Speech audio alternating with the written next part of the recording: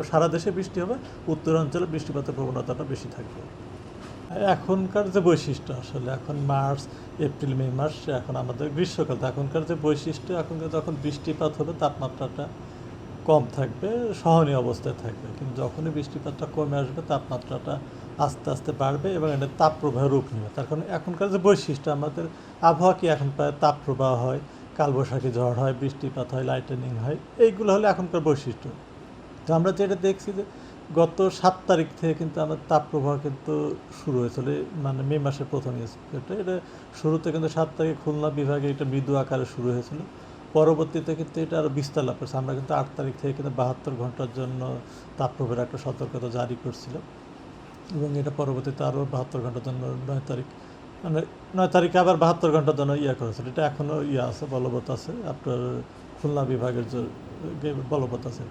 এবং এই সময় কিন্তু দেখা গেলো যে দেশের সর্বোচ্চ তাপমাত্রা কিন্তু 42 ডিগ্রি পর্যন্ত উঠছিল গত 10 তারিখে চুয়াডাঙ্গায়, এবং ঢাকাতে কিন্তু আবার 40.1 ডিগ্রি উঠছিল, অর্থাৎ এই মৌসুমের সর্বোচ্চ তাপমাত্রা কিন্তু। এবং বর্তমানে এখনও কিন্তু তাপপ্রবাহ কিন্তু আমরা চলমান রয়েছে, খুলনা বিভাগের সহ আর কয়েকটা জেলায় চলমান রয়েছে।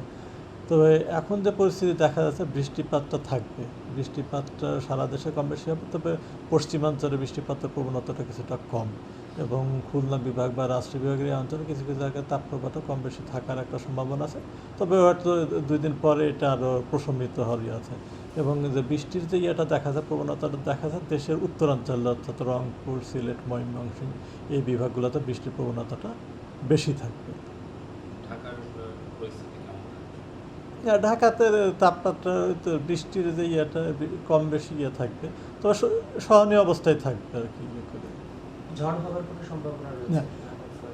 এখনকার যে বৈশিষ্ট্য, আবহাওয়ার যে বৈশিষ্ট্য, এখনকার তখন বৃষ্টিপাত হলে বৃষ্টিপাতের সঙ্গে কিন্তু কালবৈশাখী ঝড়, দমকা ঝড়, বাতাস, লাইটেনিং, শিলাবৃষ্টি, বজ্রপাত, এইগুলো কিন্তু এর সঙ্গে মানে বৃষ্টিপাত একা আসার সুযোগ নেই, কিন্তু এই বৃষ্টিপাতের সঙ্গে সঙ্গে এই ইয়েগুলো চলে আসে কিন্তু। আর আপনি যে ঝড়ের কথা যেটা বলছেন, আপনি কি সাগরের ঝড়ের কথা বলছেন কিনা?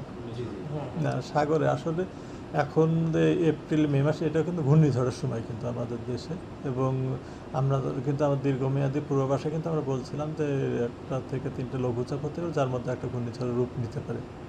তবে এখন পর্যন্ত আমরা যেটা দেখছি যে আপাতত কয়েক ঘন্টা 5-7 দিন কিন্তু এরকম সম্ভাবনা নেই, তবে একটা নিম্নচাপ বা হওয়ার সম্ভাবনা আছে। তার কারণে আমরা প্রতি বছরে দেখে থাকি যে বর্ষা, তার কারণ সামনে জুন মাস, আমাদের বর্ষা শুরু হতে যাচ্ছে, জুন মাসের আগ মুহূর্তে কিন্তু একটা নিম্নচাপ বা ঘূর্ণিঝড় তৈরি হয়ে তারপর কিন্তু বর্ষাটা শুরু হয়ে যায় আমাদের দেশে।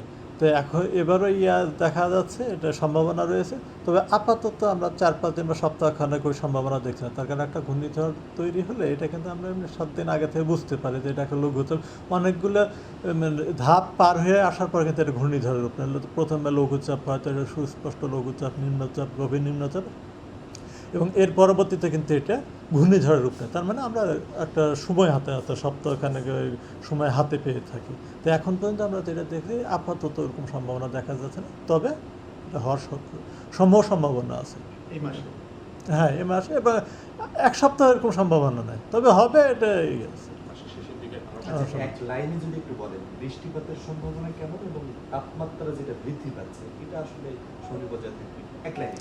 না, আপনি তো অন্যান্য বিগত বছরগুলোর সঙ্গে তুলনা করেন, এই বছর কিন্তু আরও সহনীয় অবস্থায় আছে। কিন্তু আমরা এপ্রিল মাসে দেখেন বিগত বছরগুলোতে 2024 বলেন, 25 বলেন, আমরা কিন্তু দীর্ঘ সময় কিন্তু তাপপ্রবাহের মধ্যে দিয়ে ছিল, কিন্তু এবার কিন্তু এর ব্যতিক্রম। এবার কিন্তু আমরা এপ্রিল মাসটা মতো আমরা সহনীয় অবস্থায় ছিল, তবে মার্চ মাসে তাপমাত্রা কিছুটা বেশি ছিল, এবং মে মাসে কিন্তু আমরা একটা মাত্র এখন পর্যন্ত তাপপ্রবাহ, এটা 7 তারিখে যেটা শুরু হয়েছে, এবং 7 তারিখে শুরু যদি মৃদু আকারে শুরু হওয়ার পরে কিন্তু এটা কিন্তু ব্যাপকভাবে সারা দেশে বিস্তার লাভ করছিল, এবং আমরা এটাই বলছিলাম যে সোমবার থেকে এটা অনেকটা স্তীমিত হবে, এবং সেটা হয়েছে।